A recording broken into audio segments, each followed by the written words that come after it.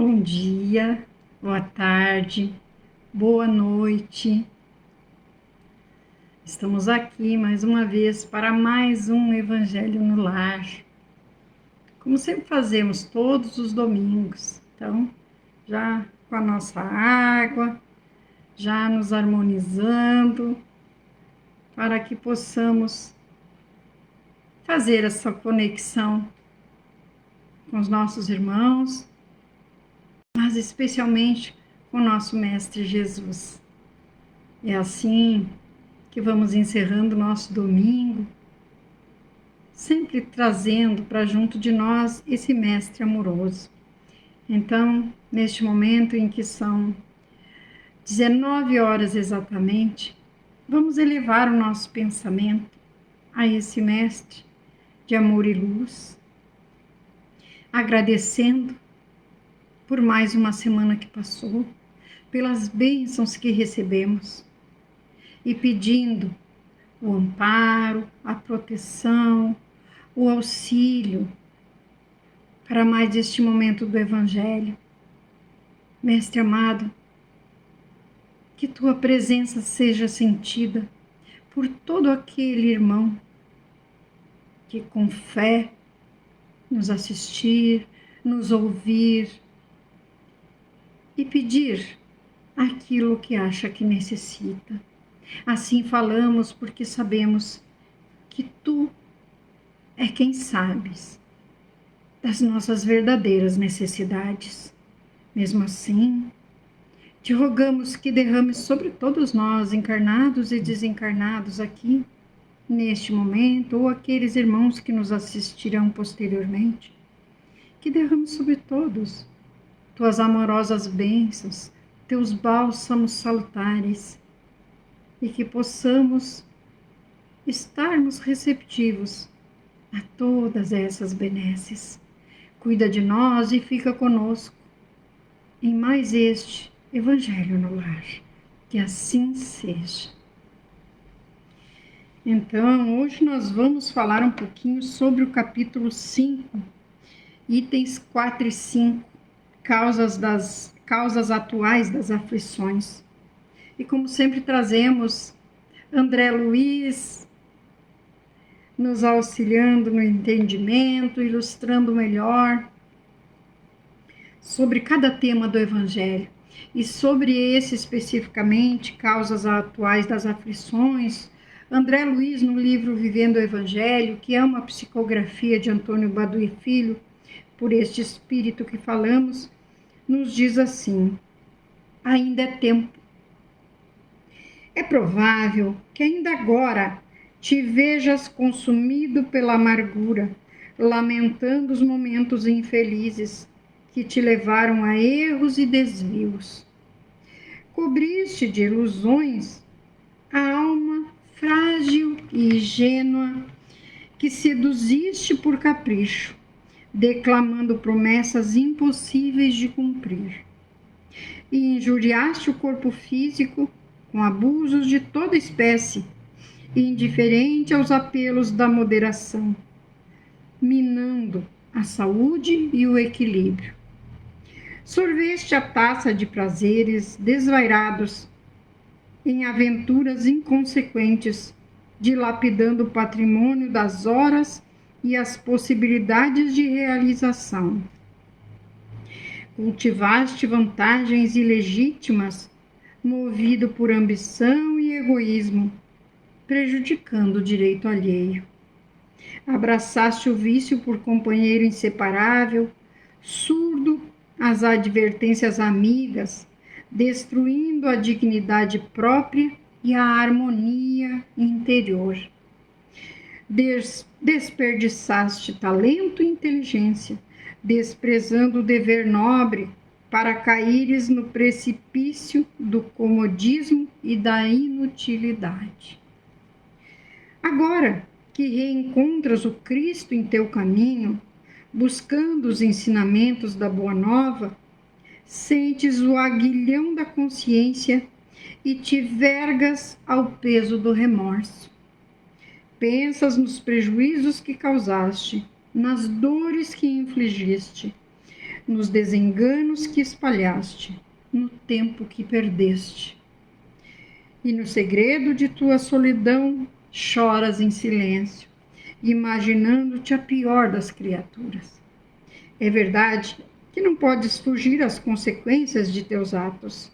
Entretanto, Deus é juiz amorável que distribui justiça e misericórdia, ofertando-te a cada momento a oportunidade de renovação íntima. Ainda é tempo de construir o bem. À tua volta pululam aflições e necessidades, lágrimas e infortúnios, à espera do carinho de tuas mãos operosas e benevolentes. Não tenhas medo de recomeçar e, tomando o Evangelho por roteiro de vida, segue adiante, ama, trabalha, ajuda e confia sempre na providência divina. Não estás sozinho nessa estrada redentora. Jesus acompanha teus passos vacilantes, sustentando-te a coragem e o ânimo.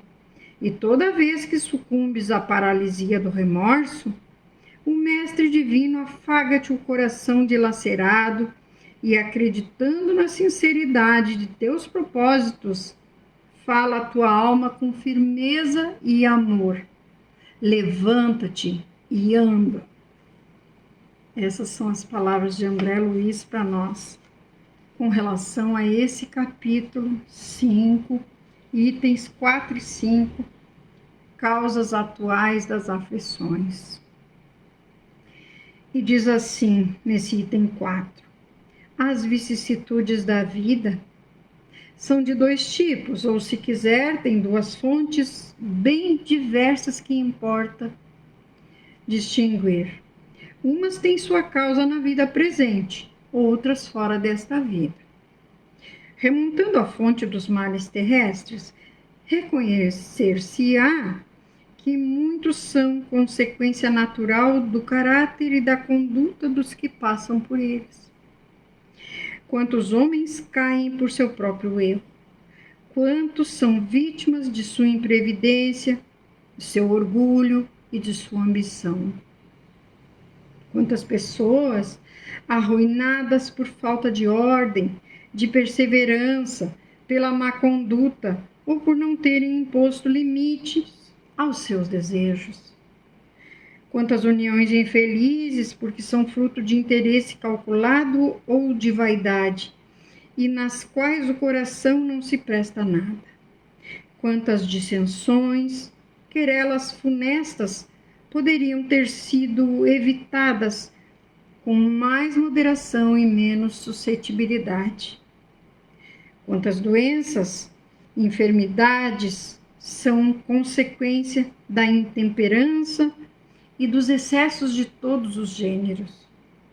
Quantos pais são infelizes com seus filhos por não combaterem suas más tendências no princípio, por fraqueza ou indiferença, deixaram desenvolver-se neles os germes do orgulho, do egoísmo e da tola vaidade, que ressecam o coração.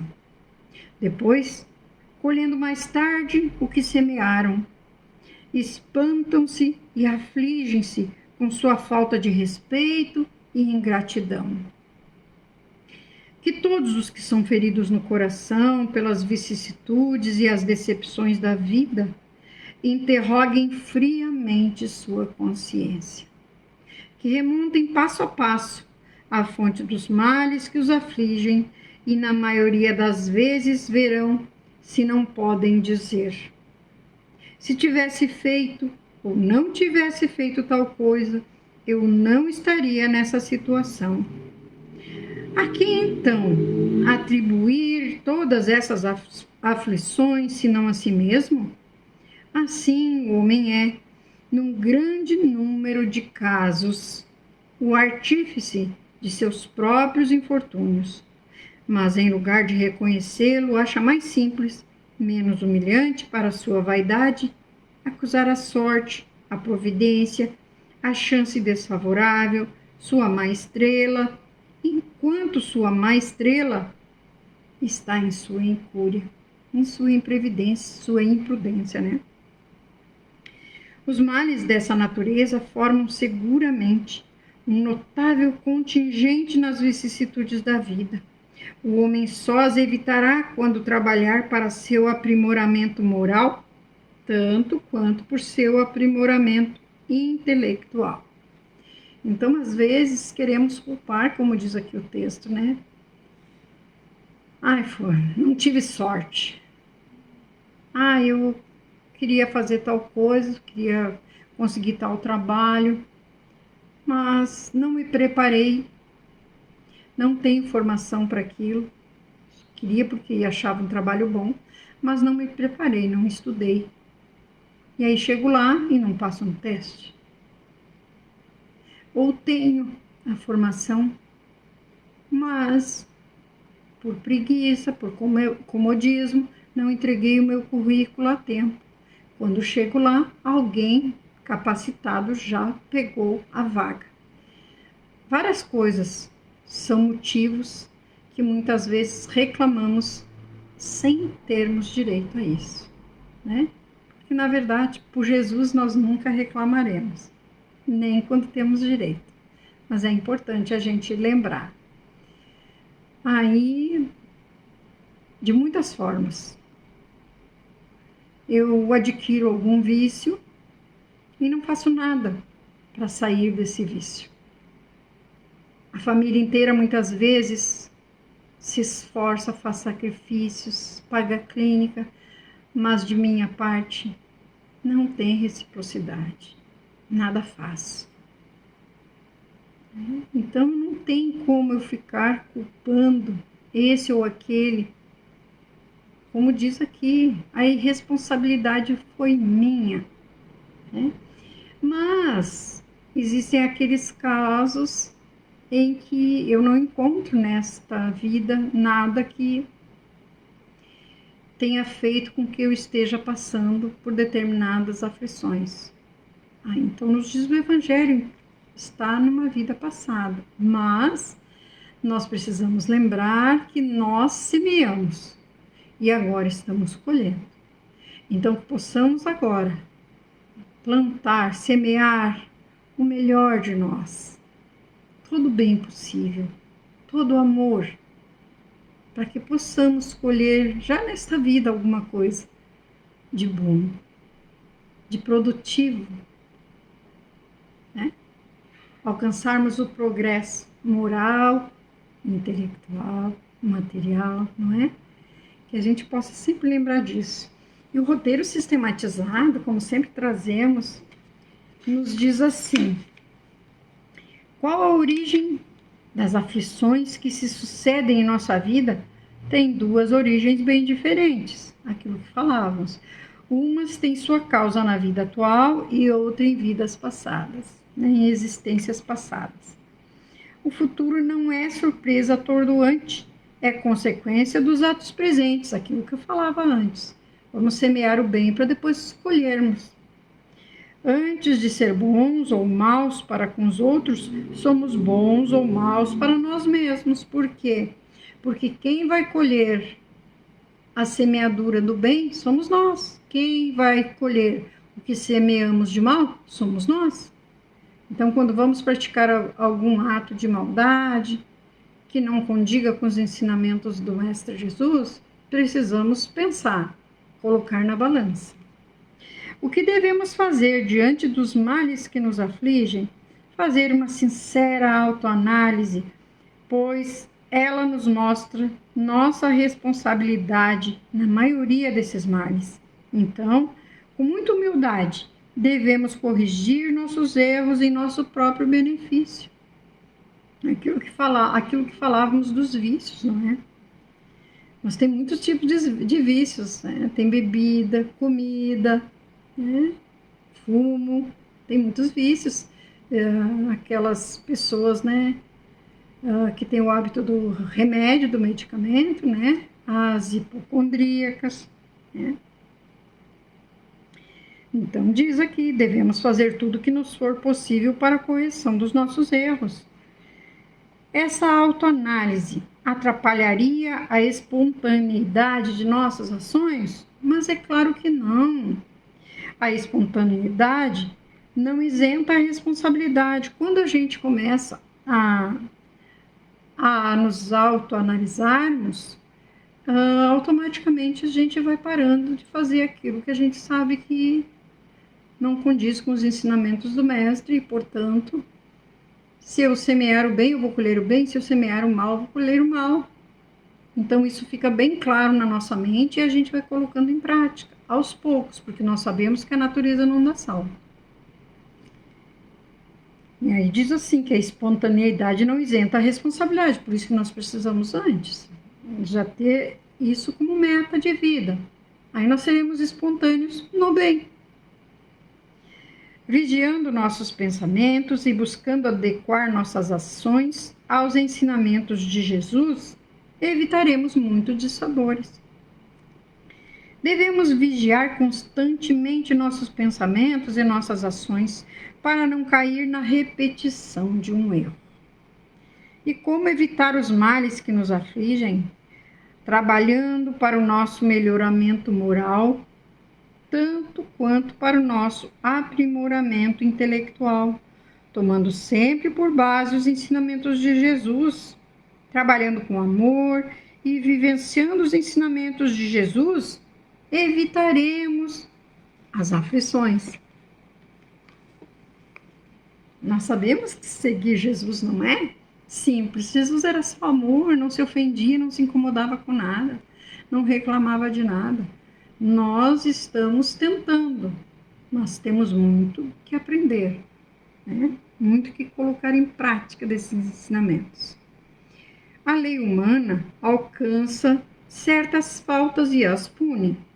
O condenado pode então dizer que sofre a consequência do que praticou, mas a lei não alcança e não pode alcançar todas as faltas. Atinge mais especialmente aquelas que trazem prejuízo à sociedade e não aquelas que prejudicam somente aqueles que as cometem. Mas Deus quer o progresso de todas as suas criaturas, por isso não deixa impune nenhum desvio do caminho reto. Não há uma única falta, quão leve seja ela, nenhuma única infração à sua lei que não tenha inevitavelmente consequências mais ou menos deploráveis. Segue-se que, nas pequenas como nas grandes coisas, o homem é sempre punido pelo que cometeu. Os sofrimentos, consequência disso, são para ele uma advertência de que fez algum mal. Dão-lhe experiência, fazem-nos sentir a diferença do bem e do mal e a necessidade de se aprimorar para evitar no futuro o que foi para ele uma fonte de desgostos, sem o que não teria nenhum motivo de emendar-se. Confiando em sua impunidade, retardaria seu adiantamento e, por consequência, sua felicidade futura.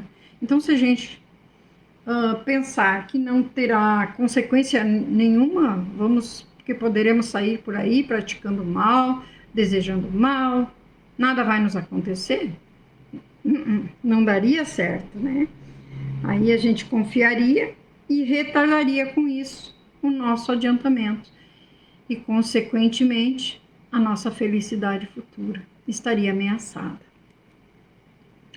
Mas algumas vezes a experiência vem um pouco tarde.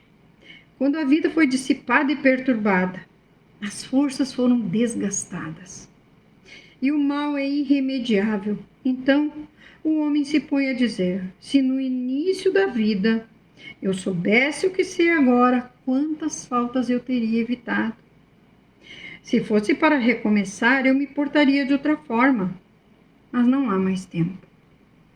Como o operário preguiçoso diz: perdi minha jornada, ele também diz: perdi minha vida.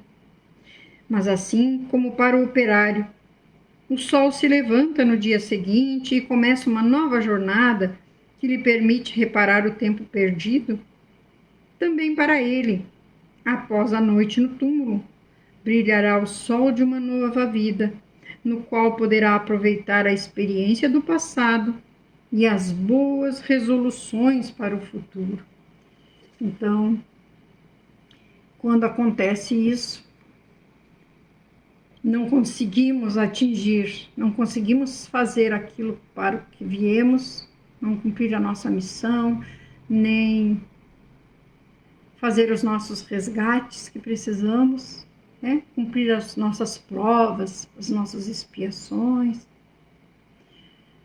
Aí Deus, como é todo bondade, misericórdia, Ele deixa que a gente recomece. Aqui tem a comparação com o trabalhador, né? Mas nós sabemos que também podemos comparar quando não passamos de ano na escola. Nós voltamos, no outro ano, repetimos. Assim é a misericórdia divina. Se nós não conseguimos atingir nessa existência, depois, numa nova existência, nós vamos recomeçar. Por isso que Deus nos dá o dom do esquecimento, para que possamos recomeçar, sem nos lembrarmos dos nossos erros, sem nos lembrarmos daqueles a quem prejudicamos, né? Porque a maioria das vezes nós viremos na mesma família que nós prejudicamos. O cumprimento da lei humana alcança todas as faltas? Não.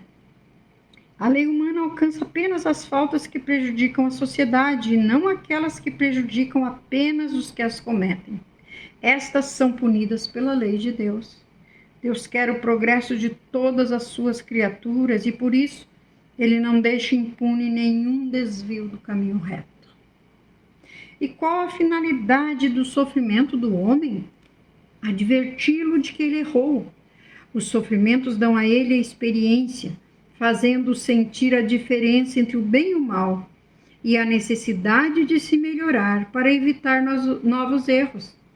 E existe também o sofrimento oriundo de provas voluntárias que o espírito busca com o objetivo de acelerar o seu progresso. Tanto nas pequenas como nas grandes coisas, o homem é sempre punido pelo que faz. Aqui, quando fala, existe também o sofrimento oriundo de provas voluntárias que o espírito busca com o objetivo de acelerar o seu progresso.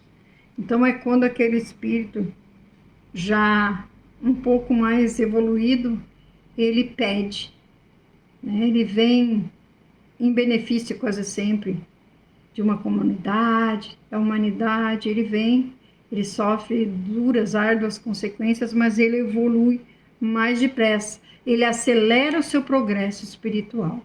Existe esse tipo também, né? Que sofre, mas é por uma boa causa. Nos deixa aprendizado. Jesus, quanto sofreu, mas estamos aí, tentando seguir os seus passos, porque ele deixou, né? O aprendizado ficou. Então, quando reconhecemos tarde demais nossos erros, temos alguma chance de corrigi-los? Sim. A vida não acaba. Todo malefício exige reparação, como todo benefício contém a recompensa adequada. A misericórdia de Deus nos faculta a oportunidade de recomeçar para o bem. Depois da noite no túmulo, brilhará o sol de uma nova vida, na qual poderá aproveitar a experiência do passado e suas boas resoluções para o futuro. E é isso, o nosso evangelho de hoje, nos ensinando, nos ajudando como sempre, né? Tudo isso que Jesus nos deixou por aqui, possamos aprender, valorizarmos a vida que temos, não perdermos tempo com mágoas, rancores, com ódios. Não, porque às vezes o irmão erra conosco, mas nós também erramos, porque ainda somos pequenos na escala evolutiva.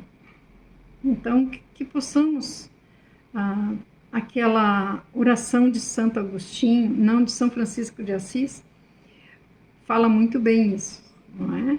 Falei Santo Agostinho porque sempre falamos nele, que nos ensinou, deixou seu ensinamento, que a gente possa, cada noite antes de dormir, fazer uma análise de como foi o nosso dia, se fizemos todo o bem que pudemos, se não deixamos ninguém magoado conosco. Umas perguntas, né, bem interessantes para a gente aprender a fazer a reforma íntima e ir avaliando a nossa conduta dia a dia, né? E a oração da qual eu falava é aquela que quase todo mundo conhece, né? Fazei de mim, Senhor, fazei de mim um instrumento da vossa paz, né? E daí ele fala que eu ame mais do que eu seja amado, né? Que eu compreenda mais do que eu seja compreendido. E assim ele vai. Então que a gente possa dar mais amor, compreender mais, ter mais paciência, não ficar preocupado com o que o outro não retribua. Porque daí tira o nosso mérito de toda a bondade que a gente tenha feito. Muito bem? Tá certo?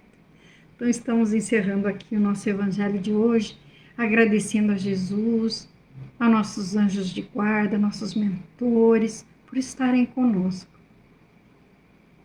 Lembrando que temos o atendimento fraterno no Messenger, temos as irradiações diárias no canal, temos outros evangelhos, pode procurar por tema, certo? Então vamos novamente elevar o nosso pensamento a esse mestre de amor, agradecendo por mais esse momento do evangelho, que tenhamos, mestre amado, uma semana iluminada pela tua luz, uma semana cheia de amor, em que sejamos neste momento contagiados pelo teu amor incondicional e por nossa vez possamos contagiar os nossos irmãos. Mestre amado, visita os orfanatos, asilos, casa de repouso, hospitais, presídios. Visite os lares, levando a paz, a compreensão, a harmonia. Mestre, e derrama também tuas bênçãos sobre aqueles irmãos que perambulam pelas ruas sem ter um lar para voltar. Abençoa todos nós, encarnados e desencarnados, ainda carentes da tua misericórdia, do teu amor, da tua paz junto a nós. Cuida, Mestre Jesus, e abençoa os nossos amores que partiram e aqueles que continuam na caminhada conosco. Abençoa aqueles que se consideram nossos inimigos, estejam eles encarnados ou desencarnados. Mestre, ilumina a mente e o coração de cada um de nós, que possamos não guardar nem mágoa, nem rancor, que possamos ser resignados, confiantes no teu amor, nas tuas bênçãos sobre todos nós. Te agradecemos e dizemos, Mestre Jesus, fica conosco hoje e sempre, que assim seja. Até o próximo domingo, se Jesus permitir.